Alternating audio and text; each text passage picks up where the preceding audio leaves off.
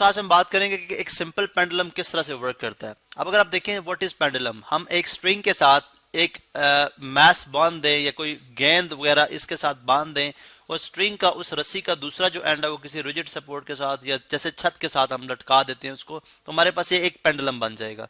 अब अगर देखें तो ये अभी स्टार्ट में एट रेस्ट में है, इसलिए मैंने इसका पॉइंट ओ लिखा, ठीक है, जो कि हम इसको मीन पोजीशन भी कहते हैं। जब हम इसको बाय अप्लाइंग फोर्स हम जब इसको पोजीशन ओ से ए तक लेके आएंगे, ठीक है, तो जब हम ए पे लाके इसको छोड़ेंगे तो वापस ये ओ की तरफ आएगा और ओ से होता हुआ बी तक चला जाएगा और फिर अब बी से वापस ए की तरफ और देन अगेन ये ओ के अलोंग इस तरह से वाइब्रेट करना शुरू कर देगा। अगर आप मेरा कर्सर देखें तो आपको बात क्लियर हो जाएगी कि पेंडुलम आपका इस तरह से मूव कर रहा है। अब अगर आप देखें तो हम अगर अस्यूम कर लें कि ये जो स्ट्रिंग है, ये जो रस्सी है, इसके अंदर जो लचक है ये वो नहीं है इसके, और इसके बाद ये जो फ्रिक्शन है जो कि रगड़ है इस सपोर्ट के साथ और स्ट्रिंग के साथ, वो भी हम इसको इग्नोर करते हैं। और जो एयर रेजिस्टेंस है यानी हवा का जो दबाव है जो कि इसके मोशन को डिस्टर्ब कर सकता है, वो भी अगर हम जीरो सपोज कर ले या इग्नोर कर दें तो हम देखेंगे ये पेंडुलम जो है वो इस तरह से वाइब्रेट करता रहेगा। अब हम देखते हैं कि हम इस कंडीशन के अंदर हम ये बेसिकली स्टडी करना चाह रहे हैं कि अगर हम इसको एक एंगल सर्टेन एंगल थीटा तक हमने इसको लेके आए, यानी from position O to position A तक जो हम इसको लेके आए तो एंगल थीटा तक लेके आए, इसने एंगल थीटा बनाया, कोई भी एंगल है, ठीक है, जो कि आप जितना ज्यादा करते जाएंगे और आपको पता है कि जितना आप थीटा को इंक्रीज करेंगे आपका एक्सेलरेशन भी साथ बढ़ता जाएगा, ठीक है, नहीं जो वेलोसिटी के अंदर चेंज आता है वो भी साथ क्या हो जाएगा, इंक्रीज हो जाएगा। अब अगर आप देखें तो हमें ये बात समझ आती है कि जो इसका वेट जो है वो तो एक्ट कर रहा है डाउन साइड पे, यानी अभी एट जब पॉइंट ओ के ऊपर है इसका वेट एक्ट कर रहा है डाउनवर्ड, ठीक है, जो कि W इज इक्वल टू किसके इक्वल होता है, mg के इक्वल होता है। m is a mass of the Bob, ये जो इसका मास है, और g जो है ग्रेविटेशनल एक्सेलरेशन है जो कि डाउनवर्ड एक्ट करते हैं, यानी जमीन जो है वो हर चीज को अपनी तरफ खींचती है और इसके रिएक्शन में, ठीक है, टेंशन जो है वो अपवर्ड एक्ट करिए। इसलिए तो अभी देखें अगर ये वेट ज्यादा हो तो स्ट्रिंग को तोड़ता हुआ नीचे गिर जाए, या टेंशन ज्यादा हो तो इस टेंशन इसको अपवर्ड ले जाए, लेकिन अभी एट रेस्ट में है तो मीन के टेंशन और जो आपका वेट है वो क्या है, बैलेंस्ड हो रहे हैं एक दूसरे के साथ। अब हम देखते हैं कि जब हम इसको फोर्स अप्लाई करते हैं, हमें फोर्स की अप्लाई करनी पड़ रही है, चूंकि जब हम इसको फोर्स अप्लाई करते हैं तो अगर आप ये देखें मीन पोजीशन से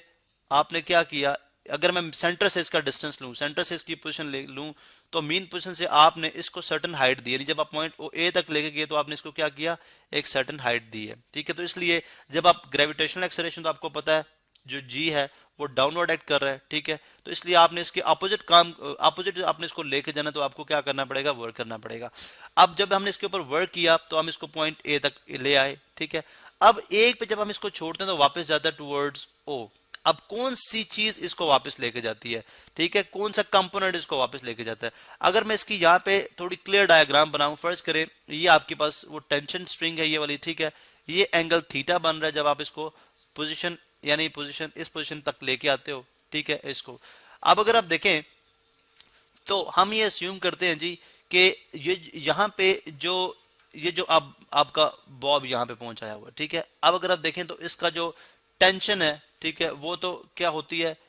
एक वेट का जो कंपोनेंट अलोंग इस साइड पे जो एक्ट कर रहा है वो उसके साथ क्या हो रही है, बैलेंस हो रही है, और एक कंपोनेंट इसका इस तरफ एक्ट कर रहा है, ठीक है, डाउन साइड के ऊपर, ठीक है। अब अगर आप देखें तो यहाँ पे हम क्या करेंगे, यहाँ पे हम क्या करेंगे, एक कंपोनेंट इसका डाउन साइड पे यानी जो टेंशन के साथ कैंसिल आउट होता है, और एक कंपोनेंट इसका अगर आप ये देखें तो ये कंपोनेंट है अलोंग जो कि इसको पॉइंट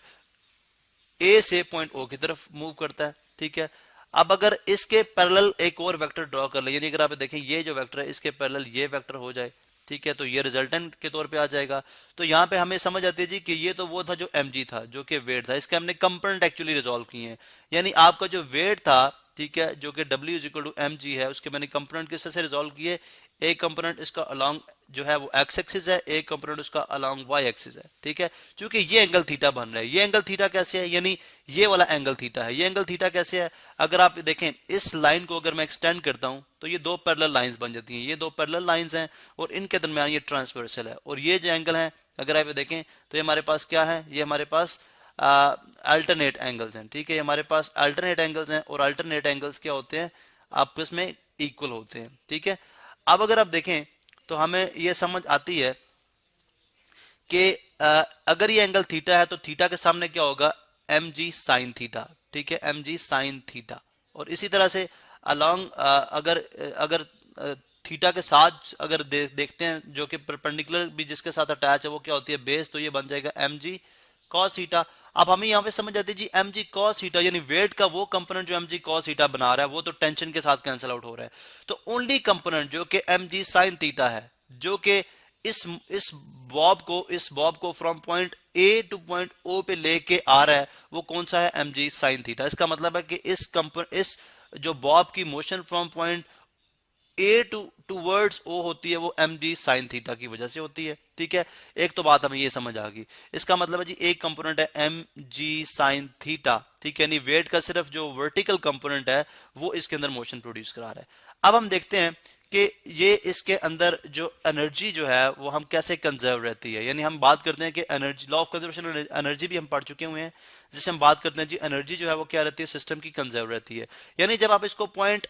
ए तक लेके गए तो आपको पता हमने बेसिकली दो एनर्जीज पढ़ी है। एक है पोटेंशियल एनर्जी जो कि इस केस में ड्यू टू हाइट होगी जिसका रिलेशन होता है एम जी एच, और एक है काइनेटिक एनर्जी जो कि ड्यूरिंग मोशन हम हासिल करते हैं हाफ एम वी स्क्वेयर। अब यहाँ पे अगर आप देखें तो what is m, m is a mass of the bob, यहाँ पे भी एम जो है मास ऑफ द बॉब है, जी ग्रेविटेशनल एक्सेलरेशन है, एच जो है वो आपकी हाइट है और वी जो है वो वेलोसिटी ऑफ द बॉब है। अब हम ये बात जानते हैं कि लेट्स सपोज जब हमने इसको पॉइंट ए तक लेके गए तो इसने एक सर्टेन हाइट गेन की, यानी आपको जानते हैं कि अगर आप एक बॉल को छत के ऊपर ले जाए यानी ग्राउंड से छत के ऊपर ले जाएं तो जब आप उसको वहां से छोड़ेंगे तो खुद बहुत नीचे आएगा, क्योंकि आपने क्या किया था, जो वर्क डन इस बॉल को छत के ऊपर लेके जाने के लिए किया वो इसके अंदर स्टोर हो गया in the form of potential energy due to height. ठीक है, अब देखें मास भी कांस्टेंट क्वांटिटी है, जी भी समवट इस हाइट के अंदर कोई ज्यादा एल्टीट्यूड नहीं है, थोड़ा सा हमारे पास लेंथ है उसके अंदर जी भी कांस्टेंट रहेगा, यहाँ पे मास भी कांस्टेंट रहेगा। तो पोटेंशियल एनर्जी टोटली डिपेंड कर रही है हाइट के ऊपर और काइनेटिक एनर्जी टोटली डिपेंड कर रही है स्क्वायर ऑफ वेलोसिटी के ऊपर। तो हमें समझ आती है जी कि जब आप इसको हाइट पे लेके जाएंगे तो यहाँ पे आप इसको रोकेंगे, जब आप रुकेंगे तो वेलोसिटी तो जीरो होगी, मीन के ये आपका एक एक्सट्रीम पॉइंट है विच इज कॉल्ड एक्सट्रीम ए। ठीक है, और दूसरा क्या है एक्सट्रीम बी। ठीक है, ये दो एक्सट्रीम्स हैं और ये आपके पास कौन सी पोजीशन है, मीन पोजीशन है जिसको मीन ओ कह रहे हैं हम। ठीक है, अब अगर आप देखें तो एक्सट्रीम ए के ऊपर यानी ए एक्सट्रीम के ऊपर, ठीक है, मैं सिंपल ई एक्सट्रीम लिख रहा हूं, एक्सट्रीम के ऊपर आपकी पोटेंशियल एनर्जी क्या होगी। ठीक है, बल्कि हम इस तरह से लिख लेते हैं potential energy at A, potential energy